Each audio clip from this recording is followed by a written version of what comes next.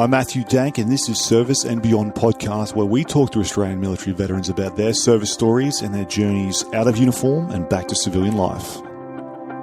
This series charts the journey of current and former Invictus athletes from 4 countries, covering their military careers, their deployment histories, and the injuries they suffered. We talk about their experience of life-changing injury and their remarkable physical and emotional recovery through training and competing in adaptive sports and through the Invictus Games movement. This series also tells the story of the families of these former service personnel, their shared pain and trauma, and the path through hardship, and the bonds and friendships they formed through their involvement with the Invictus Games. Today's guest is Francine Dudfield. Francine served 7 years full-time as an Australian Army medic and trained to support Special Forces operations in complex survivability conditions, going on to obtain advanced rescue qualifications with the New South Wales Emergency Services and deploying on operations within the Asia Pacific.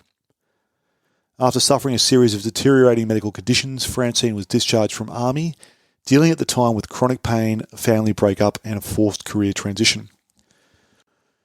Inspired by the 2018 Sydney Invictus Games, Francine set her sights on future involvement in the Invictus movement, quickly making connections to community sports groups and experiencing a shared sense of belonging and purpose.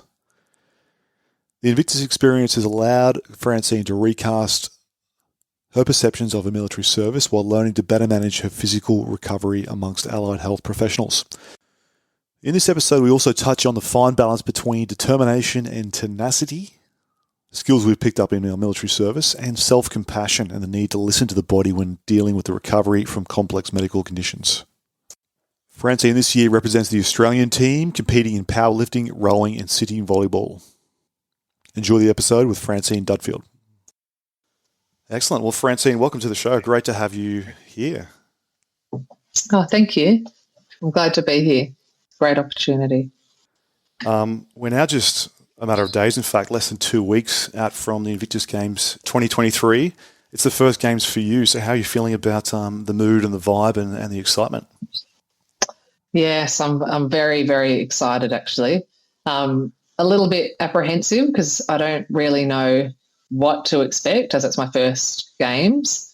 And, I hope I don't disappoint, but also feeling really, really proud to be wearing the green and gold and representing not only Australia, but veterans and female veterans in particular. And we were saying just a few seconds ago off air that you're actually taking out your 2 9-year-old twins with you. Yes. So as I said before, we'll see how that goes. That might be more of a challenge than anything else. But I've got my auntie coming along and 3 of my good mates. So hopefully we'll have a good group and we can all keep my kids under control. Yeah, excellent. But it'll be great for them. Like I said before, I think for them to socialise with kids from all the other 21 nations, it's going to be such a valuable experience for them. So I'm really, really looking forward to it and feel very privileged and lucky to have had that opportunity. Yeah, it sounds like a life-changing experience and definitely worth the time off school. Yeah, I know. So I think you've got a really interesting story to share with our listeners and especially with the audience here for Invictus 2023.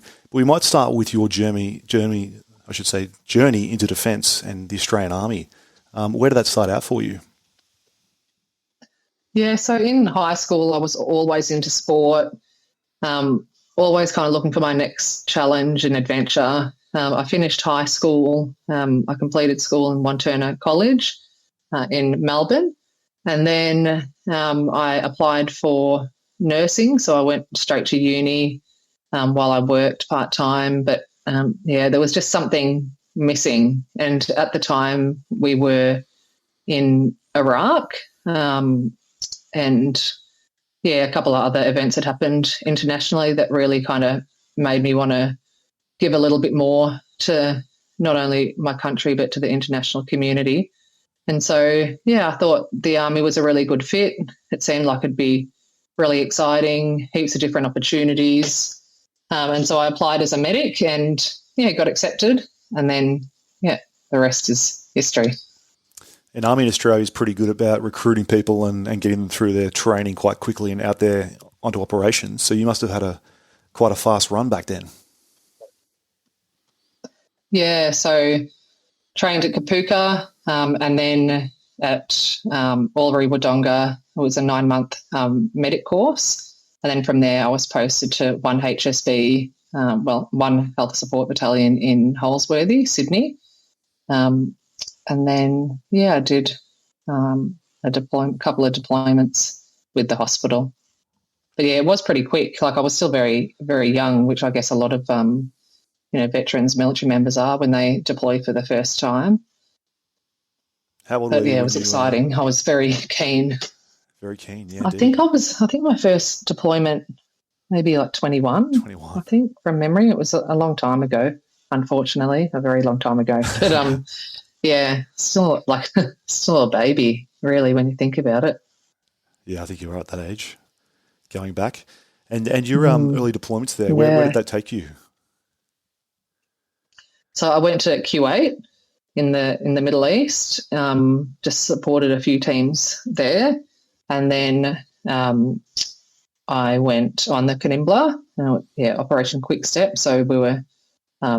There was a coup in Fiji, so we were just in the ship off the coast of Fiji, waiting to support anyone that needed us. And that was a deployment with the tragic loss of an Army Black Hawk helicopter and 2 of our service personnel. Yeah, that's correct. Yeah, so very tragic circumstance, and we lost the pilot and a SAS trooper. So that was very upsetting for everyone involved. And were you involved in the actual incident recovery from that, in terms of the medical team on deck when the troopers were recovered? Yeah, so I was part of the resus team. So the hospital contingent that were based on the ship, that was from 1 HSB. They stood up because it was a mass casualty situation. So they stood up the resus bays, and we worked on several of the members who had been injured in the accident. Yeah, from memory, that was actually special operations, the Special Air Service, in fact, on board preparing for contingencies in the event they arose on that deployment. You went on to serve with the Special Operations Engineering Regiment as a medic in Sydney. Yeah, that's correct. So after that posting, I went to SOA.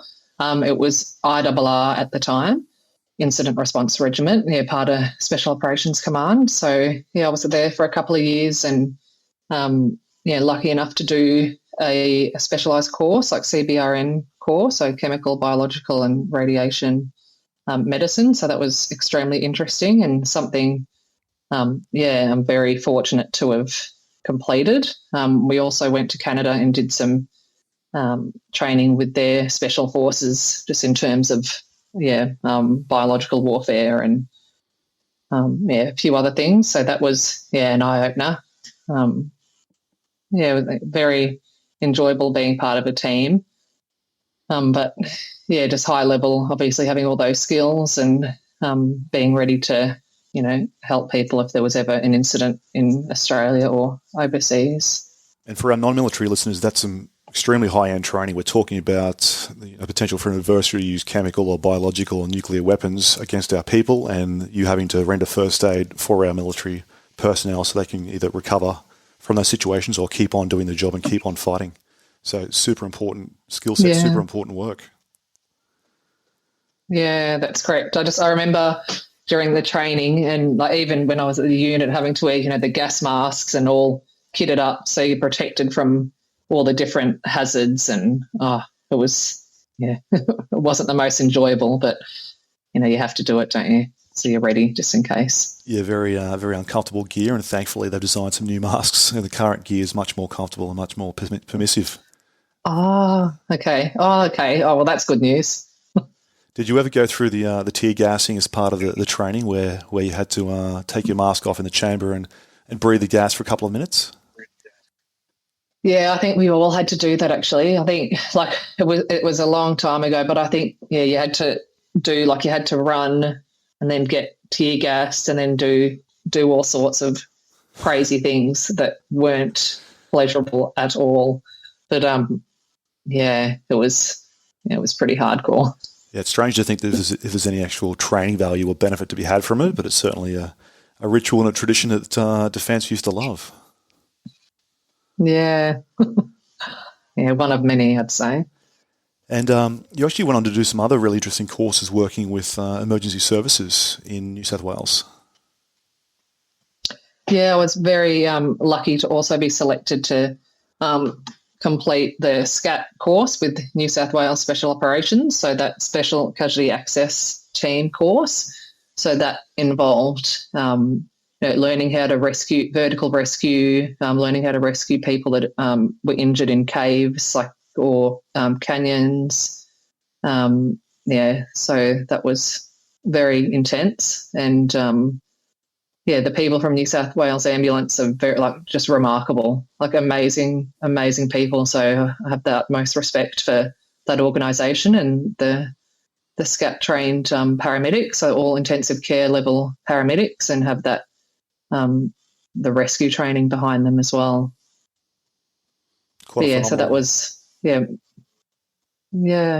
not many women have done that either, actually. I think at the time I was only the fourth woman to go through. There were 3 ambulance, New South Wales Ambulance, and I was the fourth to successfully complete the course. And I did that with a mate at the time, Pat, who was very supportive. They were all very supportive guys on the course. So very, very lucky. That was a highlight of my military career, actually, completing that course, even though there were times, especially when we're deep inside the cave, I thought, wowee, what am I doing here? And how could people want to do caving for a hobby? But each their own. Yeah, better you than me. I'm mildly claustrophobic, so I might have lost my cool in that situation.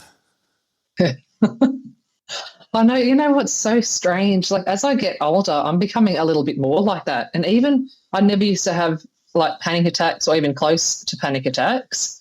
And I've been just probably the last year or two, I've come close to a few panic attacks, which I find quite interesting. And it really gives me such a great appreciation now for people that have extreme anxiety and panic attacks, that they are just debilitating. So thank goodness I didn't have anything like that while I was in the Defence Force. It wouldn't have been very compatible. No, indeed. I don't think it would have been difficult for sure.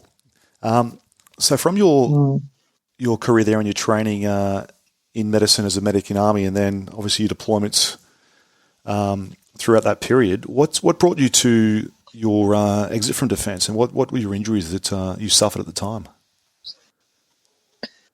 Yeah, so I'd kind of, reached the end of my military career, and I wanted to do, I'd been promised an opportunity in the Defence Force, but then it didn't come through. So then I thought, well, I'll get out, finish my university degree. So I completed my paramedical science qualification over in Perth with Edith Cowan University, and transitioned to the reserves over there. My ex-partner at the time, he was over at the regiment in Perth. So, it was just kind of, it was a good fit at the time. So I was working as a nurse for an agency and doing reserve work and then studying. So busy, but, it was enjoyable. And it was ultimately, I think, plantar fasciitis or some lower body, some foot injuries that led to your discharge. That was what brought you undone ultimately. Yes, I know. Can you believe it? My feet were my downfall. Yeah, so I throughout my career, I guess I had a bit of a history of covering up my injuries. I was very fit, very strong, and trained quite a lot. But that obviously came with quite significant pain and injuries. But when I transitioned to the reserves, I didn't really think much of it. When I got to my reserve unit, I was still wearing the comfortable boots I'd worn in SOCOMAND and SOCOM. And then, that one of the doctors said, "Oh, you can't wear those boots. You'll need a chit." And I said, "Okay, no problem." And then they actually audited my med docs and realised I had, several other injuries that wasn't compatible with military service. So they said, we found all these issues. We're sending it to Canberra for review. You're going to be medically discharged, and you should have been medically discharged from the ARA, like the regular army. So, at the time, like, it was pretty devastating, but I think I just avoided that. I honestly didn't think anything would come from it. I just thought someone in Canberra would be like, oh, let's not worry about it. She's fine. But yeah, not so. I got my discharge in certificate in 2013. Yeah, and you were saying earlier you were busy with kids, your career, family, life at the time, and it didn't really sink or dawn upon you really until later in the piece that you were actually being involuntarily discharged from army. Yeah, that's correct. So I was pregnant with my twin boys, and I'd also been busy organising a wedding and a 5-month European honeymoon. So yeah, it didn't really sink in that career in the ADF was now gone. It was only, probably just within the last kind of few years that I've really revisited that time in my life and kind of had to grieve the fact that, I was involuntary medically discharged. Yeah, I think that's something that's been overlooked, certainly in Australia, for a lot of defence personnel until recent years, really. There's been a number of reviews that have come out here to indicate that those who leave defence without a choice, particularly if they get their careers cut short, such as yourself in your situation, just leaves there a lot of negative health outcomes and mental health outcomes that are worse than other defence members. So it's a really significant topic, I think, and theme to bring to public attention. Yeah, well, it's that choice and control, isn't it, being taken away? But on top of that, I'm not sure if you're aware, but people that are involuntary medically discharged or even involuntary admin discharge as well, they're 2.8 times more likely to suicide than people that, just left on their own accord.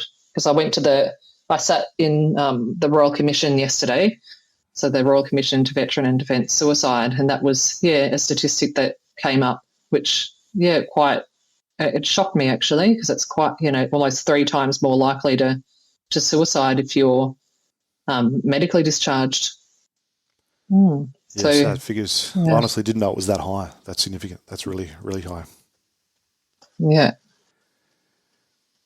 So tell me about the first steps out of defence. You'd been discharged. You were no longer within the army. How did you start to put your career together, put your life together, and build the next steps moving forward? Yeah, so I focused on my little twin babies, and then I applied for a position with Ambulance Victoria, and I was accepted, but I wasn't ready. I wanted to stay home with the kids a bit longer. And then when they were about 2 years old, my partner and I separated. So I became a single mum, which has its own challenges. And I had to kind of reassess where my career and life were going to go. So that was a very, very challenging time of my life. And I went and received vocational counselling, and that was through Department of Veteran Affairs, and just had an assessment to see what roles would be suitable for me. Even though I had a paramedical science degree, the assessment came back that wasn't suitable because of my injuries, and so that was actually quite devastating to hear that, because I've got I really respect paramedics and what they do, and I think it would be an amazing career. So knowing that was taken away from me because of my injuries, was quite upsetting. And then I looked at the roles that the vocational rehab counsellor had, and I think the OT had suggested, and I kind of picked from there. I'd always wanted to help people, And so clinical psychology was something that stood out for me, and then I embarked on my next tertiary adventure studying clinical psychology. That's been a long time in the making as well. It's like 6 years of study for clinical psych, and then 2 years of being like a registrar as a clinical psych. So 8 years training. 8 years, quite significant. And you got about 2 years to run until you're able to practice. Is that right? Yeah, that's correct. So I'm a provisional psychologist now, so I'm doing it part-time so I can manage my volunteering, and I was working in the kids and the Invictus Games. So part-time work for me. So, 2 more years, and then, I'll be working as a clinical psych. But currently, I'm a provisional psychologist seeing clients. So that's been, very, very rewarding work. And just before we touch on your road to recovery through sports and adaptive sports, I just want to touch on some comments you made earlier to me around really mindset around acknowledging injury, acknowledging pain and self-compassion. I think you've had some really thoughtful opinions reflected on that. What's been your journey, like, I guess, from the army days through to where you are now, what you've learned along the way, and how to approach those issues we come across? Yeah, I think a lot of us in the military, we're very harsh, like we're a, worse kind of self-critic. There's that very strong, inner critical voice. I think for a lot of us, and me in particular, a lack of self-compassion. It was always like, push harder, you can do better, that's not good enough. And in some ways, a little bit of that, serves a purpose. Like it does make you push harder and be a bit more competitive. But everything in life, there needs to be a balance. And I found that I wasn't very balanced. So my journey of, being able to learn to be self-compassionate has been, just quite an amazing and privileged journey, really. And I actually I learned that by doing this degree in psychology, and by working with another veteran. Actually, she's a sergeant in the military, and she's also doing her psych degree. But we facilitated a course for mothers with personality disorders, and it was all about self-compassion. Along with the supervisor, that's kind of was really helpful for me in my journey of being, more self-compassionate, more tolerant, more patient with myself, and just being a lot more accepting. So, I'd really advise everyone to get on board, be more self-compassionate. Changes your life. Indeed, yeah. I think the journey along the way has been something a lot of people struggle with. It's something that's really been on my mind for quite a period now, especially with some of my earlier guests around when in service and even sometimes after service, pushing through, being resilient, and, using those skills we have to encourage ourselves to go beyond. But at the same time, where is that limit? Where is that time where we put our hand up, ask for help, even beyond the physical sense, asking for mental health, asking for psychological help? It's a tough place to be and work both areas at once. Yeah, very much so. And I think I've always struggled with asking for help.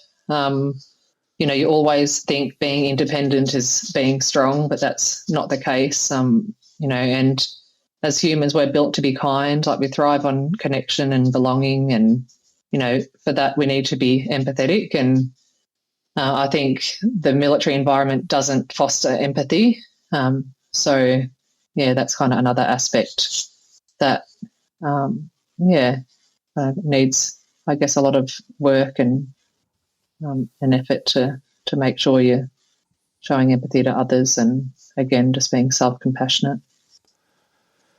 So, Fran, I want to touch on in just a moment your sports recovery journey, your road to Invictus. But just before that, let's just focus in on a moment on those injuries you had stepping out of service. There was actually quite a few, not just the plantar fasciitis, but some other lower body conditions which you still live with. Yeah, so I've got quite a lot of injuries. So plantar fasciitis, shin splints, knees, like knee pain, knee conditions, hips, and lower back. My hips and lower back are probably the worst conditions that kind of give me the most grief. Like several years ago, I couldn't even sit for like 10 minutes without being in excruciating pain. And like I said to you before, like after this podcast, like I'll stand up and I'll be so stiff and sore, and it'll probably take about 5 or 10 minutes of just walking around. Like sometimes I need a hot shower just to get things moving again and to not be in pain. So yeah, it can be quite exhausting, that chronic pain. And from the outset, I probably look fine, but that's part of my injuries and conditions, and that's something that I have to manage and live with. And they are deteriorating conditions. So even though I'm 38, I have been told that I'm more likely in the 70s. So that's really not great. And one thing you have on your side is a great team of health specialists across the board. So tell me how important that is to have really good people that work well with you, that understand you, and that you're able to communicate with also. It sounds like you've been on this journey for quite a while. Yeah, I'm very, very lucky. I mean, I live in Melbourne, so I have access to some great allied health professionals, doctors, and mental health specialists. And without them, I think I'd be in a very different situation. So like every week I have my exercise physiologists and physios. I have massage therapists I go and see. I see a clinical psychologist, and then that's overseen by GPs.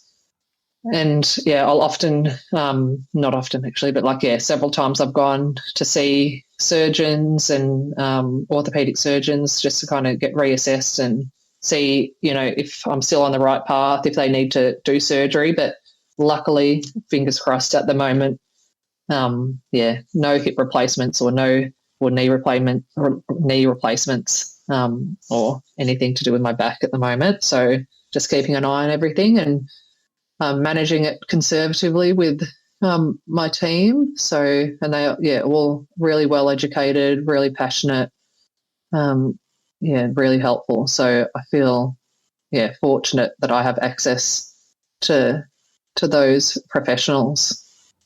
Yeah, good to hear. Good to hear, Fran.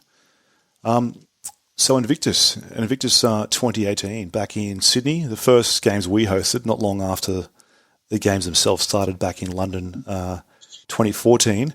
Tell me about you coming across Invictus and the inspiration that those games were for you. Yeah, I think with all the media around the 2018, the Sydney Invictus Games, that really sparked an interest. I hadn't really heard much about the Invictus Games until then.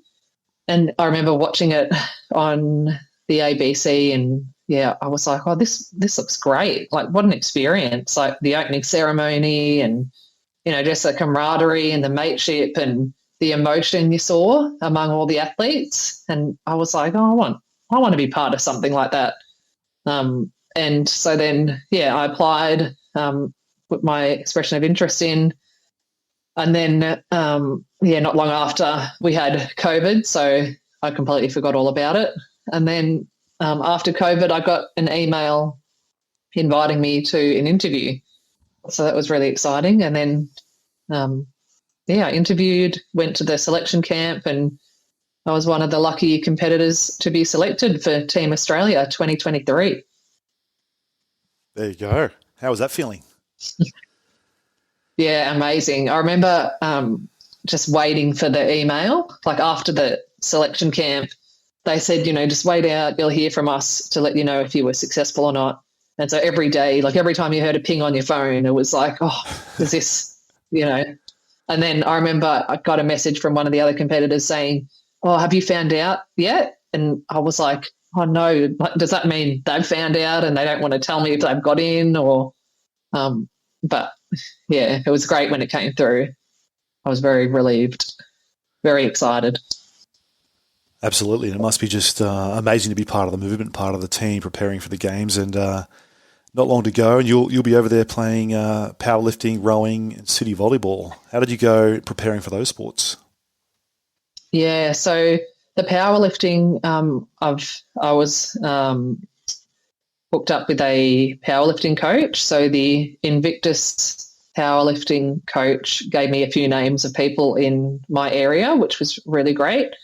And so I train with my coach once a week. And that's, been so interesting because I've always lifted weights. I've loved lifting weights ever since high school, actually. But, having that specific powerlifting coaching is so different to a lot of the lifts and exercises that I've done previously. Like a lot of things a lot of muscles I didn't even know existed that were relevant to powerlifting. So that's been a really amazing journey, actually.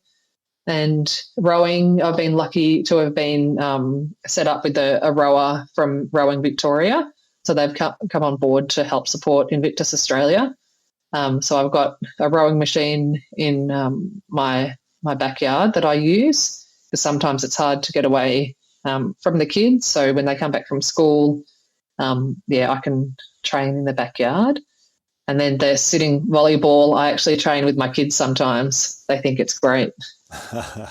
So that's been really enjoyable, actually. That's probably the most fun sport. Is that right? Yeah, I'm the captain of the sitting volleyball team. But yeah, I just, you can't stop smiling when you're training, but it might be a different story during the games, depending on how good the other team is. But when we've been training and playing friendly matches, I can't keep the smile off my face. Yeah, brilliant. And you know who our key competitors are in those sports? Who are you planning to mark up against? Who are the main threats from our overseas compatriots? I'm not sure. I was actually, the coach was communicating with me the other day, and he said, because there's 4 different pools for the volleyball, and we're in Pool D. And that's, I think, with the US and Belgium, and then an unconquered team.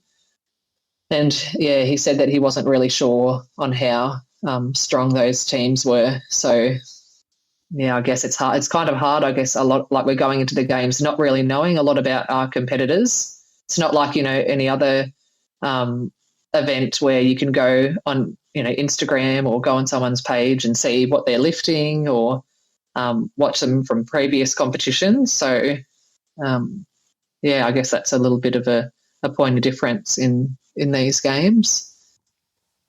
And the composition and, I should say, competition and outcomes aside, just the camaraderie, just being around ex-serving members, veterans from different nations who've gone through injury of all kinds and now are on the journey of overcoming that through sport. What do you expect to get out of that environment, just being there and being in the presence of so many others with such similar stories? Yeah, I think it's, just being around those people, they just really lift you up. You just feel happy, you feel joy, you feel that you can be yourself in a safe environment. I'm just looking forward to meet all these competitors and hear their stories, share a few good laughs, and make lifelong memories that, I can share with not only my children, but also my auntie and my friends that are joining me. Yeah, once in a lifetime opportunity, I think, particularly having the young kids there, the 9-year-olds. I'm sure at that age they'll take a lot in and it'll be a bit of experience to remember. Yeah, very much so. And I think it's so important that we do acknowledge family and friends. And that's, another point of difference with the Invictus Games is they understand, how important family and friends are in a veteran's journey. So, for me to be able to, show my family and friends, sorry, I get a bit emotional, but, how much they mean to me and, that they play such a major role in a military veteran's life. Without family and friends, veterans wouldn't be where they are today. And so, we want to thank, all family, friends, neighbours, anyone that's associated with veterans. You guys are so important to us. So Well thank said. you for what you guys do. Well said. Well said. Fran, the last thing I want to touch on really before we get to the end of the session is wearing the uniform of the Australian Invictus team. Maybe a bit like pulling on the Defence Force uniform several years ago. What does that mean to you to compete at that level in Germany under the spotlight for Australia? Yeah, it actually hasn't really sunk in yet, to be completely honest. I feel once we're all at the airport in our green and gold, that'll be a really emotional time for me. But when I think about representing this beautiful country that we belong to, like I can't think of anything more amazing, and it really is a true privilege to be able to wear the green and gold and try our best and represent our country and our veterans and make our family and friends proud. I think you'll do bloody well over there, so good luck. Oh, thank you. So, Fran, just 3 more questions for you, and these ones are questions I'm asking everyone who comes on the series this year for Invictus 23, just to grasp what the sport's meaning for you, what the Invictus movement means for you, and lastly, a bit of an insight into your future. So the first question for you is about the Invictus Games this year. What is the thing you're most looking forward to about Dusseldorf 23?